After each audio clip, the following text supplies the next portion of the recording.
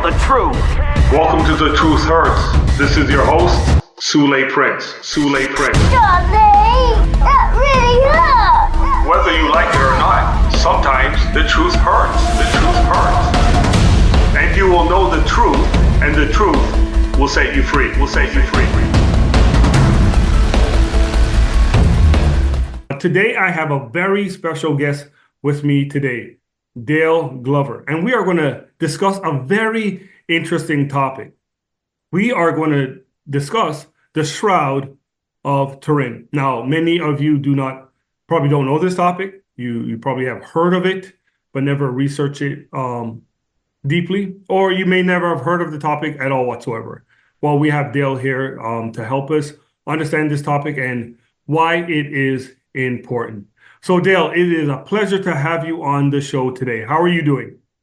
I'm very well. Thank you so much for having me on, Sule. The Shroud of Turin is a topic that's important to me. It had a role as one of the evidences that brought me to faith in Christ. And like you said, not a lot of Christians know much about it. So I think it's crucial to understand that we have this another set of evidence for the resurrection.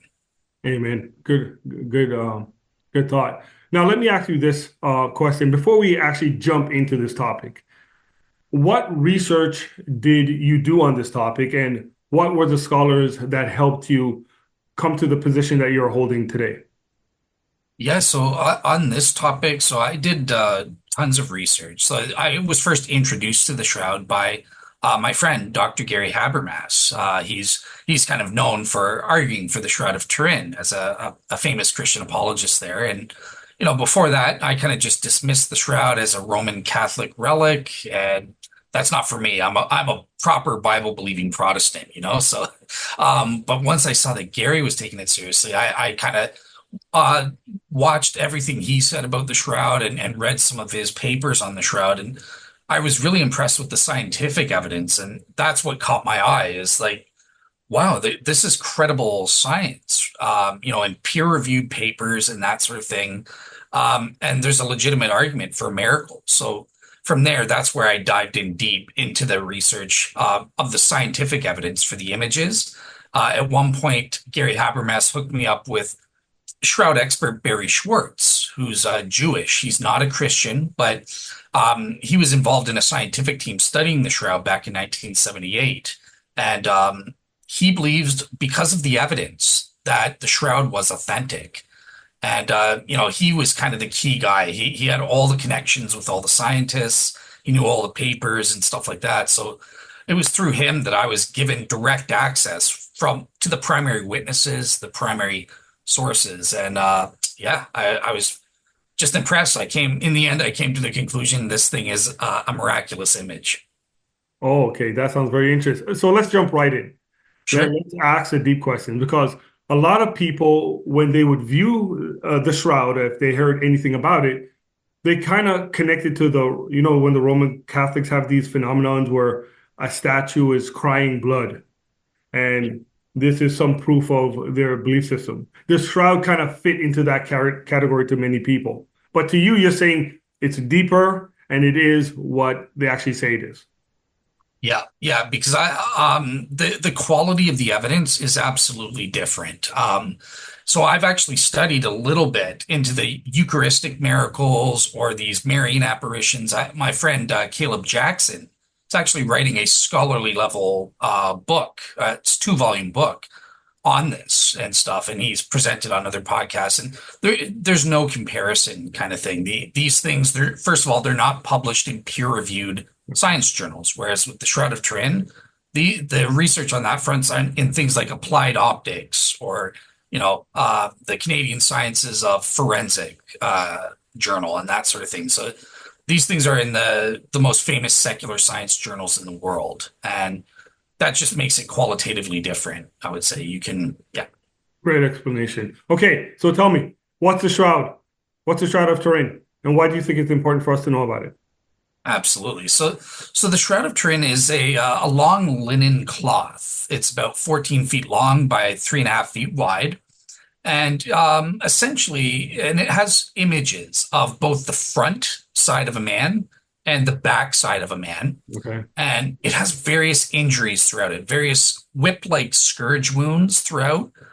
There are blood stains, what look to be like nail wounds in the hand, the wrists, and the feet, with blood flows flowing out of those. And there's also a crown of thorns around the shroud man's head, or wounds that are consistent with the crown of thorns. So obviously, on the pro shroud side, people are saying, well, this is authentically Jesus's burial shroud. And it looks like these images got on the cloth during the resurrection through a miracle of God. Now, shroud skeptics, on the other hand, will say, no, this is just a medieval artwork of some kind that, is depicting Jesus. So that's what the shroud is. Now, why is it important? Well, quite obviously, if the pro shroud side is correct, if it did cover the historical Jesus and there are miraculous images on there, number one, it has immense historical and sentimental value. And we have the burial cloth Jesus was wrapped in as he died for our sins.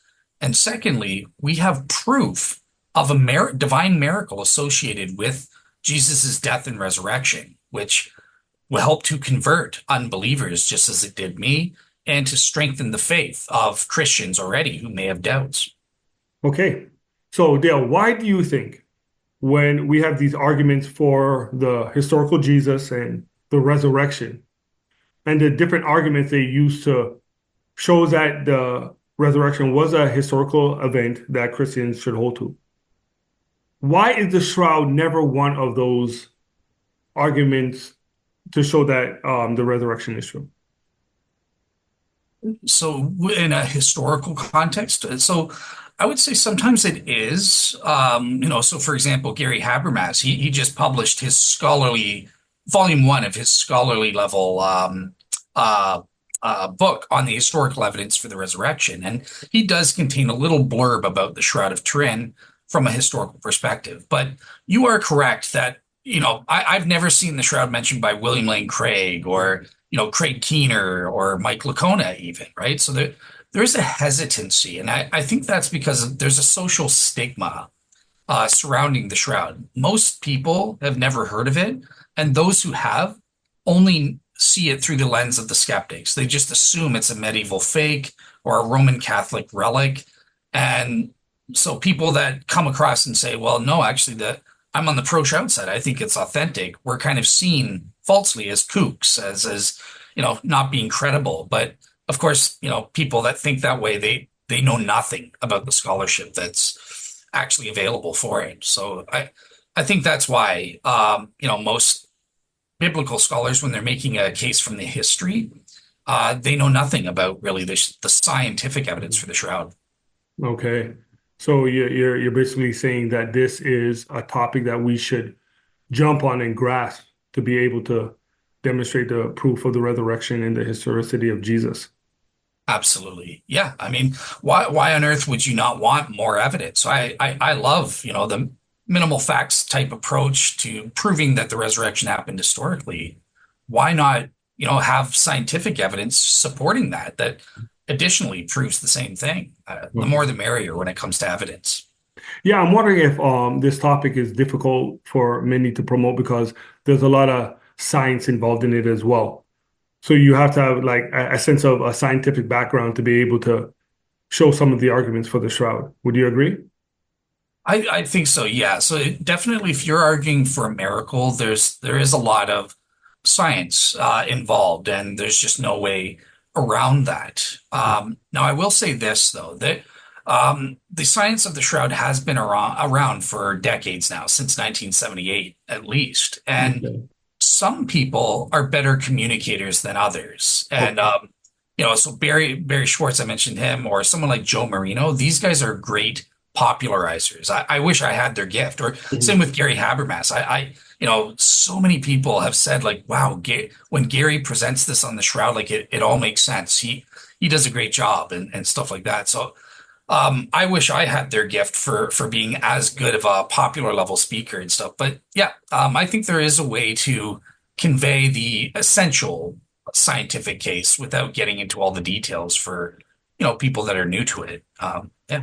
Okay. Yeah, that makes sense. So now you've invented the minimal relevant features approach and use this to study the shroud. So can you explain what that means? What is this approach? Absolutely. So this kind of refers to my methodology to studying the shroud evidence. So that I came up with this as an unbeliever, as a non-Christian, right? When I was studying the shroud, and I wanted a systematic way to approach the evidence for the shroud. And so I came up with this thing called the minimal relevant features approach. It's very similar to, on the historical side, the minimal facts approach of Gary Habermas, right? So essentially, my minimal relevant features approach is I only use the minimal number of properties proven scientifically about the shroud. So, there are physical properties, and I'll talk more about those later. And there are certain chemical properties that have been scientifically proven about the shroud images. I only use the minimal amount necessary to prove that there's a miracle, but I have two criteria for the facts that I use. So the first is that some pro-shroud experts will label it as type A, type B, and type C level facts, or class 1, class 2. I only use type A or class 1 level facts. These are facts that are at least 2/3 of all the scholars accept as being a fact, and that are extremely highly evidenced in the secular peer-reviewed science literature as to be almost evidentially unquestionable. So that's the minimal set of facts that I use to establish my case. There are other facts that are, have been proven scientifically, but they're a little more controversial, or or maybe they haven't even been published in a peer-reviewed journal. I just leave those out. So that's what I mean by the minimal relevant features. It's basically the selection of facts that I use. I only use the uncontroversial ones. Okay, and you believe that those selection of facts are good enough to prove the shroud? Yep, it's sufficient to prove a miracle. Mm-hmm. That's. So when do you think you would use the controversial ones, and why would you use those? Yeah, so if you include the controversial ones, it can strengthen the case for a miracle. This might be an upcoming question, but I'll just give an quick example here now. So, like, an example of a fact that speaks to whether it's a miracle or not that Gary Habermas uses is, for example, that there are visible bones and teeth on the shroud man's body images. And Gary is consulted with various dentists who've confirmed this from the images. And I myself, I admit, I can see these on close-up images I've gotten from Barry Schwartz from STIR. So I see what they're talking about there. Now, if there's bones and teeth on the shroud, that points to the fact that whatever form the images happened from within the body. It wasn't just on the surface of the body kind of thing, right? So that speaks towards image formation. What on earth would come from within the body that would encode bones and teeth on the shroud? The problem with the reason I don't use that fact is you're not going to find that in a peer-reviewed journal. STIR, and it's very controversial, right? So not all shroud experts admit this is a fact. Okay. Yeah, that sounds good. So what would you say are some of the characteristics of the shroud image that really makes it remarkable, that we have to say that, okay, this is just not a graphic that somebody put on this cloth or a painting? What about the shroud would you say that, no, this is remarkable, this is something that the world needs to hear about? Absolutely, yeah. So I think there are several features that have been found. So the first one, going back to 1898, is when a guy named Secondo Pia took the first picture of the shroud. He realized when he went to his darkroom later on to develop the photographic plates, he saw the photo negative image, and he realized that with the shroud, things are reversed. So the images that we see with the naked eye is actually the photo negative. When you bring it into on the plates in the darkroom, that's the photo positive. That's the way the image ought to be. So it's different than our photos. It's reversed kind of thing. And that's a remarkable feature, right? Because no medieval artist could, paint that on purpose or even conceive of the idea of doing that on purpose. So I think the photo negativity, those black and white photos are incredible, where the lights and darks of the images are reversed. Secondly, in 1976, a bunch of scientists were using what's called a VP8 image analyzer, and they discovered that the shroud's images contain three-dimensional information.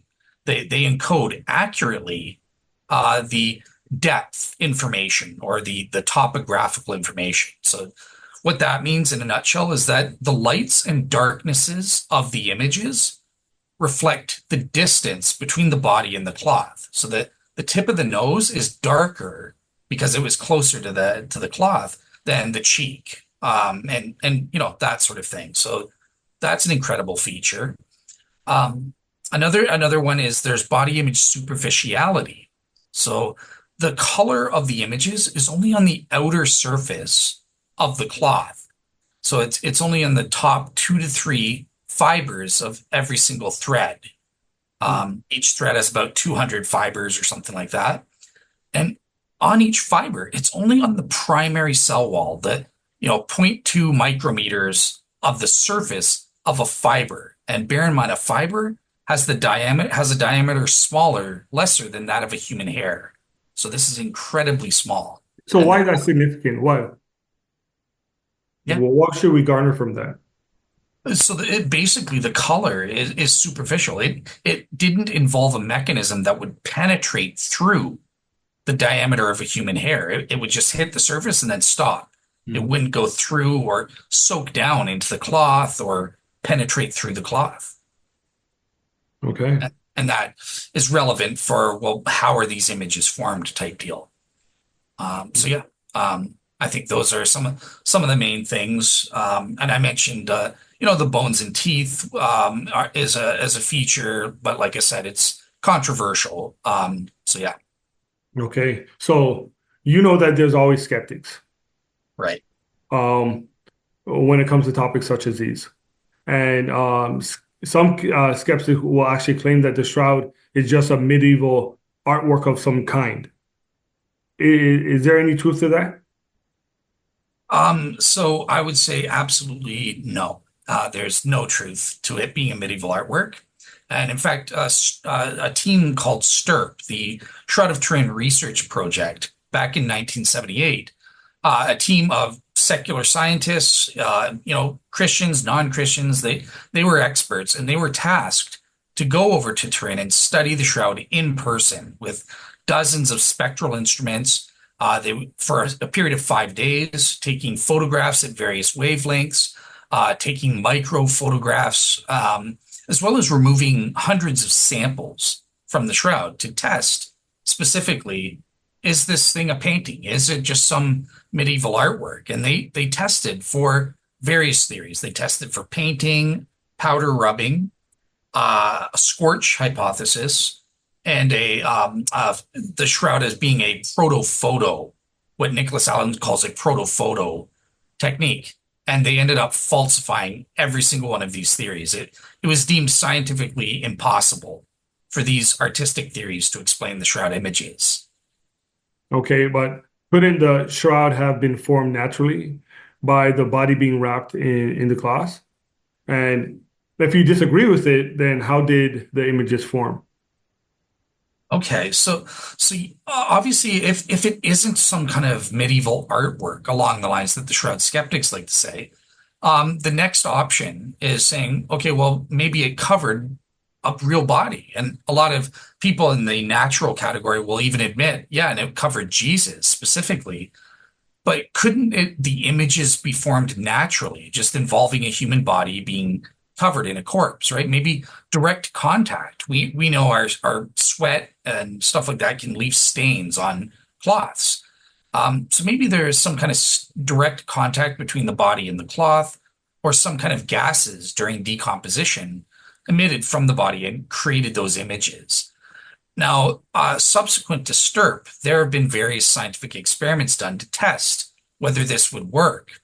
These include lab and field experiments. So Eugenia Natowski conducted field experiments on this in Jerusalem itself, in the same environment and stuff, and they've all failed. They know they don't come anywhere close to replicating the shroud images in total with all of their minimal relevant features type deal. So yeah, maybe you can get an image, but it's not a superficial one, or it doesn't contain the three-dimensional information. So those all fail. So that's why most scientists who've studied the shroud images have been forced to kind of, question, well, could there be a supernatural explanation? Maybe some kind of, what most scientists think is that some kind of radiation must have emitted from the body and created those images. And there have been scientific experiments from 1990 onwards testing different forms of radiation, and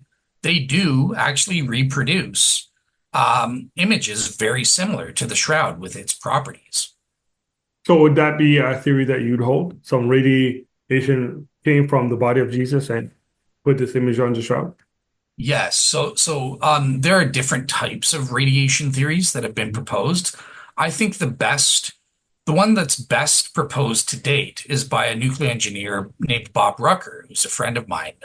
His is called the vertically collimated radiation burst hypothesis. So at the moment of Jesus' resurrection, a burst of radiation emanated from the body. No, for him, the type of radiation was charged particles.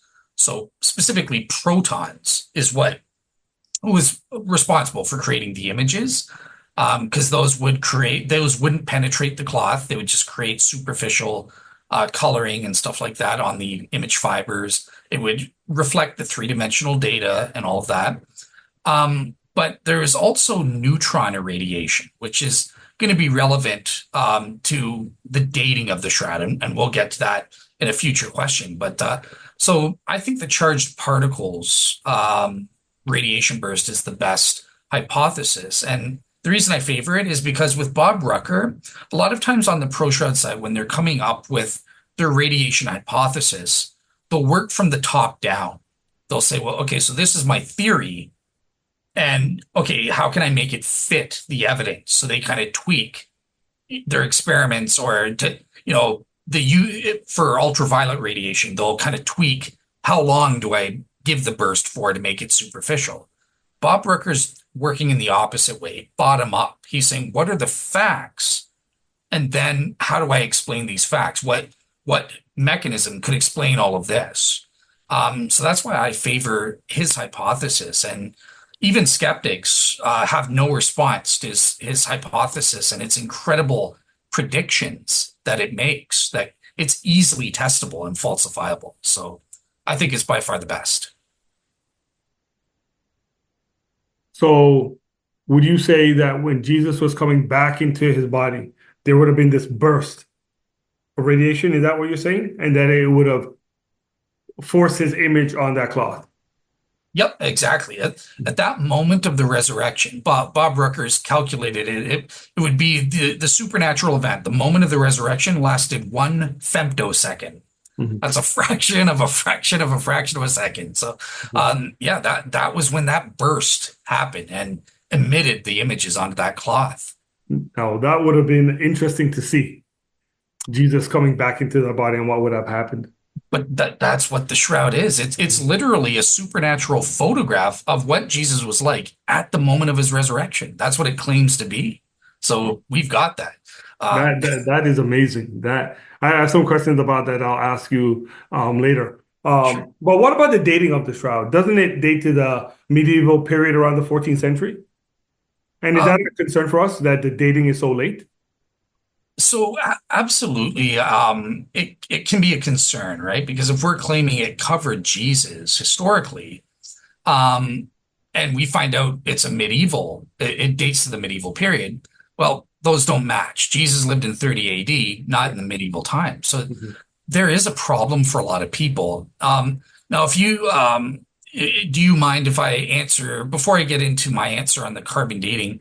Can I add something that's not on the list there that might go be ahead, interesting? sure. Yeah. Okay, so don't blame pro shroud people for this. This is my unique idea. So I'm the idiot if this sounds dumb, but I actually believe I argue that the dating of the shroud is totally irrelevant with respect to the question. So pretend it is medieval.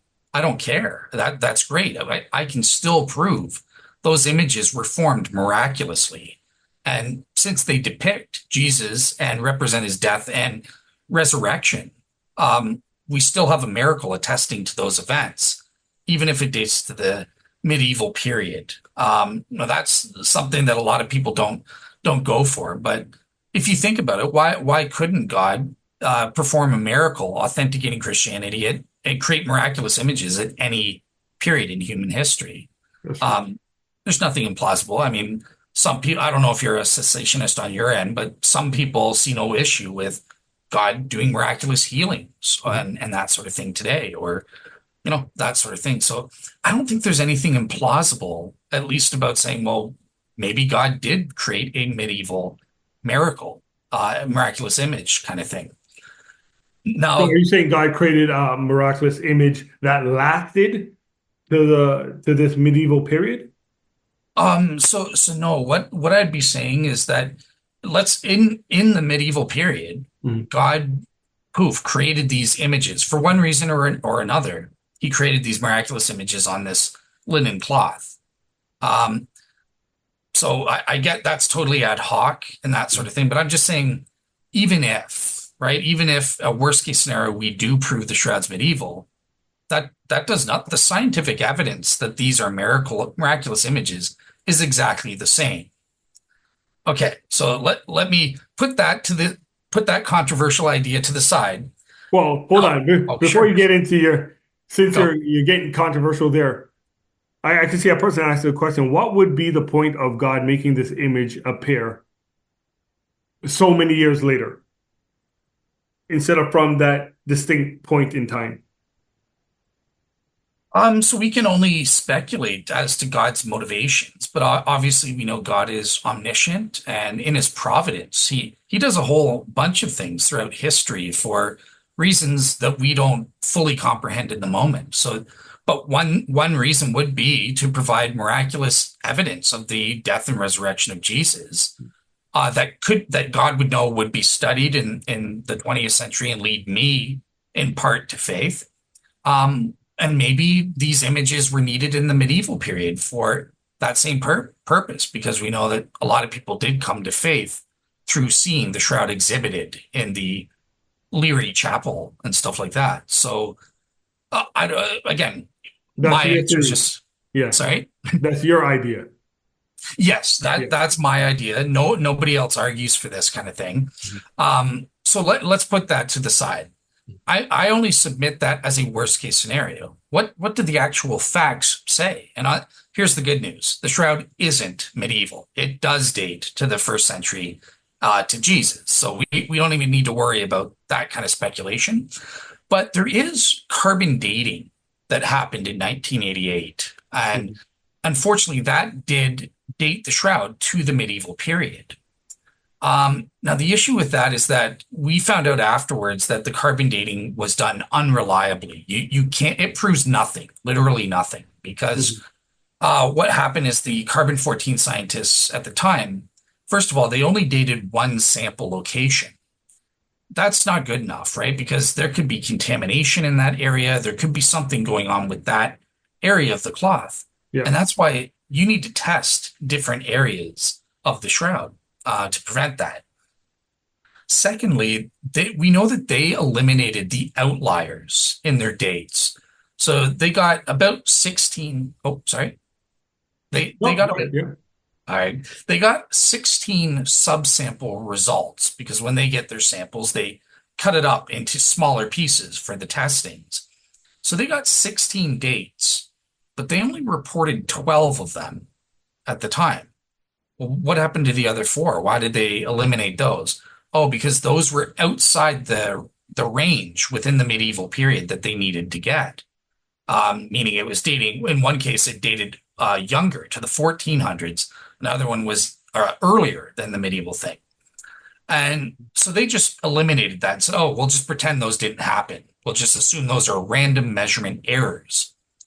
But statisticians have studied that and proven those are not random measurement errors.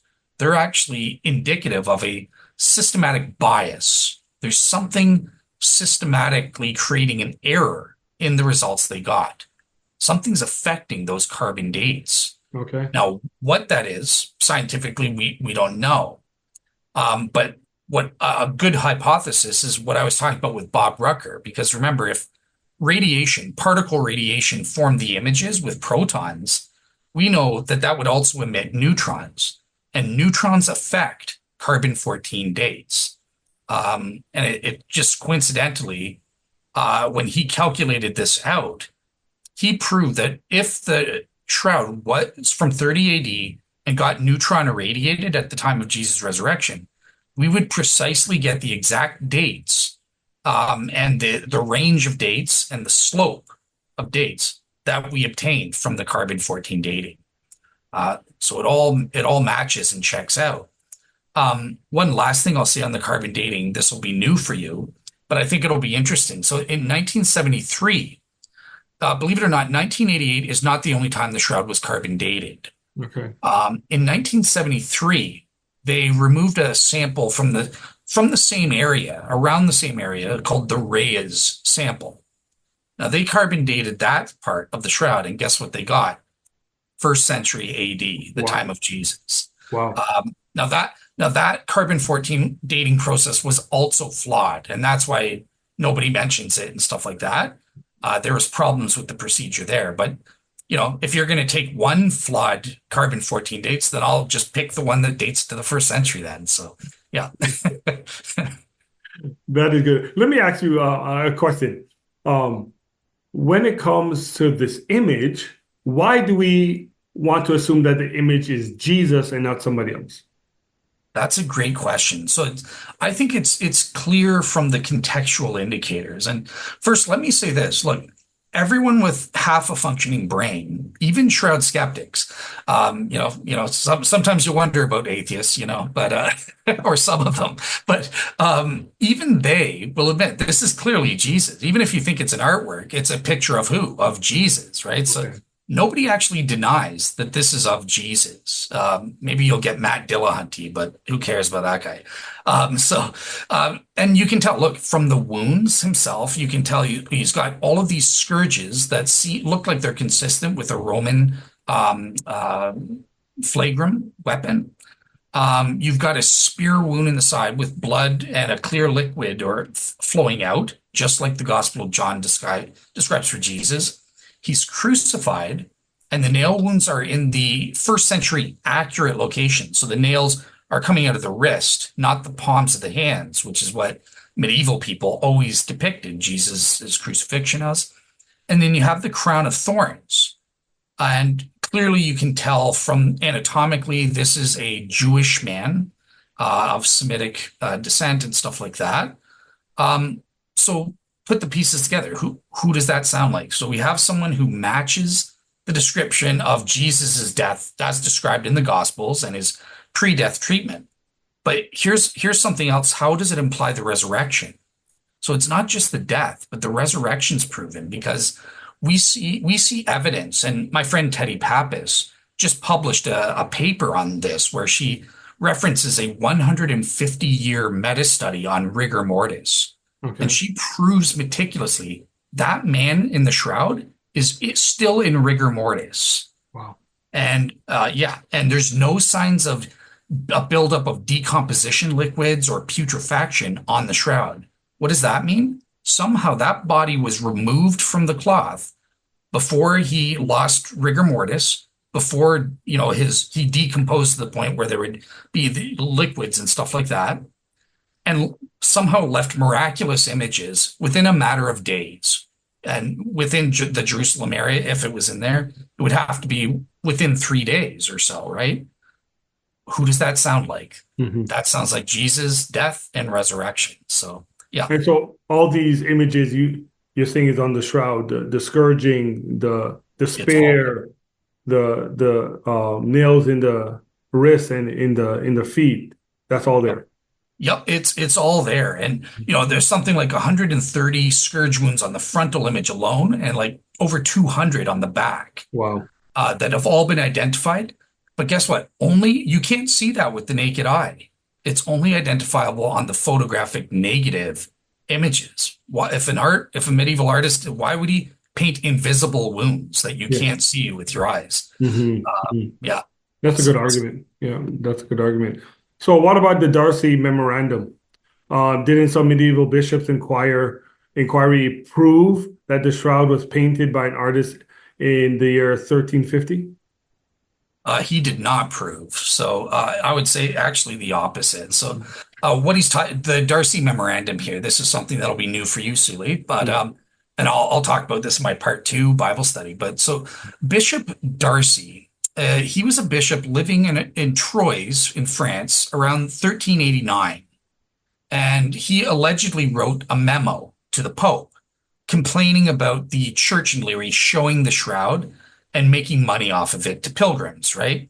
And he was saying, it's all about greed. It's a fake and all this stuff. And as proof that it's a fake, my predecessor, the guy who was the bishop before me, a guy named Bishop Henry de Portier, held an official inquiry.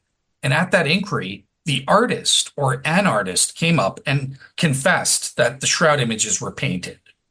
So that's what the memo itself is. And shroud skeptics appeal to this as kind of damning evidence. See, that's proof it's medieval. It came into existence in France in the 1350s. Now, here's the problem. So there's several problems. Just analyzing this as a historical document. Secular historians don't accept this as an authentic document. First of all, we have several other documents from the Pope, the King, and including a letter from Bishop Henry himself. They're all signed and dated. This is not signed and dated as the official stamp is. So people don't think this was even ever sent in the first place. Our earliest manuscripts of this alleged memo come from the 1800s. We have no mention of this memo in any of the external documents from the period or from historians cataloging the period afterwards. Even more importantly, what about the contents of the memo? There's no official records in any of the letters we have, all of them signed and dated from the Pope, from the King of France, everyone involved in this controversy. There's no mention of an inquiry at all. There's no mention of the shroud being a fake at all and stuff like that. The only thing we have from the time is Bishop Henry, right? So the Darcy, the guy he was talking about, and it was written 3 months before he died. Mm-hmm. And at the end of his life, what is he writes a letter to the Leary Church. And what is he saying? Is he saying, you fraudulent people, you're showing a fake shroud? No. He says, I approve and ratify of everything you guys are doing with your divine cult at that church. So this directly contradicts what this Bishop Darcy guy said. So it's complete bunk. And, just for some irony, one of the letters we do have is from the Pope telling this Bishop Darcy guy to shut his mouth or he'll be excommunicated forever. So, yeah, it's not good evidence. Okay, that's good. Let's get into some characteristics. The person where the image on the shroud, which we believe is Jesus, what was the height of this individual? So we don't know precisely because we don't know about the treatment of the cloth. There may be stretching, and there definitely is some stretching and stuff. But the best estimates that we have is he's about 5'9". So that's trying to take into account some stretching and stuff like that. So plus or minus a couple of 1 or 2 inches. Okay. Now, in our personal conversation, you had stated that the artworks that you see in history of Jesus were based on the image made on the shroud. That's correct? Yep, that's one. Yep, that's exactly one of the arguments. Yep. Okay, so people would have issue because when you see the person on the shroud, he apparently has long hair, and he looks like he's Caucasian. Is there any concern with that? So in terms of the long hair, there's zero concern at all because that is it's false to say that that's a medieval conception. People in the ancient Jews in the first century did have long hair, quote unquote, long hair. But by long hair, that means shoulder length. That was considered short back then. That wasn't an issue for Jewish people in the first century, as all biblical scholars will attest. And I've even found archaeological depictions of Jews with shoulder length hair. So the long hair is not an issue at all. That's absolutely indicative of a first century Jew. It's also consistent with the medieval guy. Now, in terms of him being did you want to follow up on that? Or? Yeah, with the hair. So you had explained, so I want you to tell our audience when Paul talks about it is shameful for a man to have long hair, and then now we are seeing in history that the Jews potentially had long hair. How do we reconcile that difference? Yeah, so Paul in First Corinthians, Paul kind of says, like, doesn't nature tell us it's a shame for a man to have long hair? So in the first place, the key there is, well, what do you mean by long, right? You can't use a 1950s definition of long hair to define what was short versus long in the first century. But more importantly, that the word that Paul uses, the Greek word that he's using there, he's obviously talking about hairstyles, not even necessarily the length of hair there. So the issue was that, men and women, he wanted to prevent them from dressing up like women or wearing their hair like the other sex. No, you're clearly a man. This is what's appropriate for men to have in this culture. This is what's appropriate for women and stuff like that. You're to conform to those standards. He's totally against transgenders and stuff. Mm-hmm. The other thing you mentioned is about he looks like a white guy, a white man. So absolutely he doesn't. I'm always confused by this because I've never seen it kind of thing, right? Personally. So he doesn't look white at all. But the ethnologists who've actually studied him, I think a guy named Dr. Carlton Coons and stuff, I've quoted him. And everyone who studies the man, it's perfect. He's consistent with modern day Shepherdic Jews as well as ancient Jews of a Shepherdic variety. So he fits in within the Semitic race. And this isn't just human beings who studied this. There's been a computerized anthropometric study that's been done that also shows Jesus to be consistent with those of a Semitic race. He's not Caucasian in any way. So, yeah. I used to go to New York when I was in my teen years. I used to go there a lot. And we would have these groups of they're Black nationalists and Black religion, the Nation of Islam, the Nation of God on Earth. You'd have the Black Hebrew Israelites. And these groups disdain white people. And one thing that they would always shout is your blue-eyed, blonde-haired Jesus that you guys worship. Yep. So in our conversation that we had together, which was a shock to me, is that you're saying there were people in the time of Jesus that could potentially have had blonde hair. Yeah, or I think light brown hair and stuff like that. So it was a mixed. Remember, we're talking about the Roman Empire, and there were centuries before that of mixed breeding and stuff like that. Whether, we like to pretend that the Israelites followed the Old Testament, but we know they didn't. They repeatedly mixed in with the pagan cultures and stuff. So by the time of the Roman Empire, yes, genetically speaking, we know that there could be easily people with light brown hair and stuff like that. Now, Jesus, they were Jewish. They were Middle Eastern descent. They didn't have Caucasian white skin. We need to be. I don't want to support any white supremacy nor black supremacy. Jesus wasn't black either. He was Middle Eastern. Okay, so we just got to be real. But that doesn't mean that, he had to have black hair or dark hair. No, genetically speaking, it is possible. And what I found remarkable, I didn't know about until I studied this for our class there, is that the only known hair sample we have from the first century in Judea actually proves that Jews had red hair, Irish red hair. And that was a shock to me. So it's just ironic that the only hair we have preserved from the first century, the guy was a redhead. We had a Jewish redhead. You can't make those easy assumptions, I don't think. So the redheads that are hearing this are very happy right now. Yeah, exactly. They're Yeah. part of history somehow. There So, you go. concerning Jesus's characteristics, is there anything more that you think we need to add on that we're missing? His characteristics. So we say potential from the shroud, the hair appear straight. Yep. So we're saying that Jesus would have had straight hair. Okay. Do you agree, or is that what you're saying? So it depends, right? So some people, it depends on a certain factor. So in some cases, the reason why it's so straight, some people think is because he was wearing a chin band that kind of made the hair go flat down. Mhm. And he clearly has a ponytail that's in the back. Now, with the ponytail, it does look a little unnatural at times, right? And what some scholars have said is with the Sudarium of Oviedo, so this is the purported head cloth that Jesus put on it's separate from the shroud. They put it on his head as they carried him from the cross to the tomb. And in order to put that on, they know exactly how they put that on the man. So they had to put it on, fold it around, and then it looks like they pinned it into the back of the guy's ponytail, sticking it in place.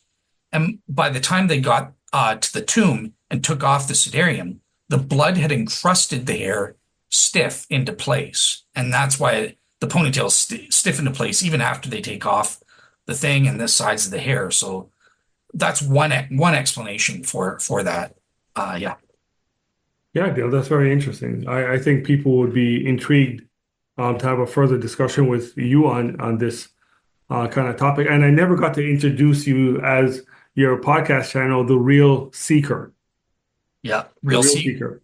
Real Seeker is with an S on YouTube. And then on my blog is Real Seeker Singular Ministries.wordpress.com. I wish I didn't. I wish it was consistent. I should have done that, but Well, that's good. At least the audience could find you by that route. So just a couple more questions. absolutely. The headscarf. You had told me that they had actually found that headscarf in another location from the shroud. Yes, exactly. It's called the Sudarium of Oviedo. So it's currently held in a place called Oviedo in Spain. Mhm. And it's been in Spain since, and it has a fully known history. Everyone agrees with that. It's been in Spain since 711 AD. Before that, we can trace it traveling through Africa all the way back to Jerusalem. And it's never been in Europe or that sort of thing like the Shroud. And it dates back at the very latest. We have a historical mention of it in the 5th century AD, speaking of it as the sudarium that was on Jesus's head being, kept in a monastery, a cave monastery of St. Mark or something like that in Jerusalem. Now, the interesting thing here is that we can forensically link and anatomically link that sudarium cloth as having covered the same bloodied corpse that the shroud covered. Wow. And yeah, and in that way we can link them and date them back to the location of Jerusalem specifically and to the 5th century AD at the latest. Now, I'll mention something I didn't mention in the Bible study that I'll be mentioning in part 2. But there have also been limestone dust and pollen studies on both of these cloths.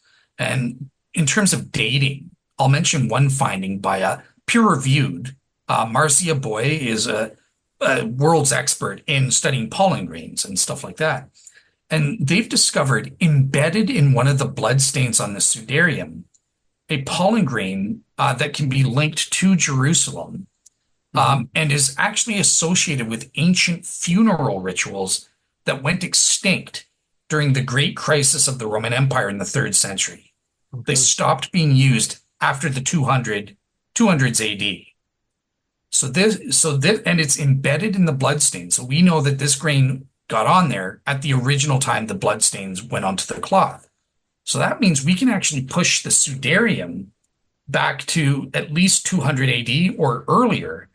And since it's been forensically linked to the shroud, that means the shroud dates to 200 AD or earlier. Mhm. So that's an incredible finding. When I think of the shroud and them keeping these items, the linen cloth and the head wrapping.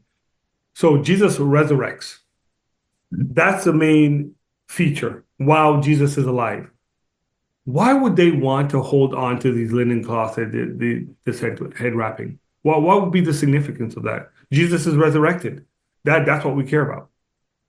Yeah, so I think that's a good question, and look, we just to some extent we're just speculating. I can't put myself back into the heads of the disciples, but the best educated guess I would have is that I think they kept it for proof to say, look, here are the guy's empty grave clothes. He resurrected from the dead. It's meant as proof, and there is some plausibility to this because there has been some biblical scholars and shroud experts, granted it's a minority view, but there has been some experts arguing that the shroud was actually shown, such as in to the Galatians, in Galatians chapter 3, verse 1. It's argued that they saw Jesus Christ publicly portrayed as crucified. None of these guys were in Jerusalem in 30 AD. They didn't see the real crucifixion. So what else could they be seeing? And we argue, well, maybe Paul or somebody else from Jerusalem was showing them the shroud images as miraculous proof. Like, here's proof he rose from the dead. He left the cloth and he left these supernatural images proving he was crucified. So, yeah, that would make sense, right? I think People are doubting the resurrection of Jesus. They are questioning with these different theories. And here's the shroud. Here's what he was in. He's not here anymore. Yeah. I think that's the best explanation. It makes the most sense, kind of thing. Okay. Awesome. Now, if we were to sum up the proof for the shroud in a couple points, what would you say is the major points for the shroud? Okay.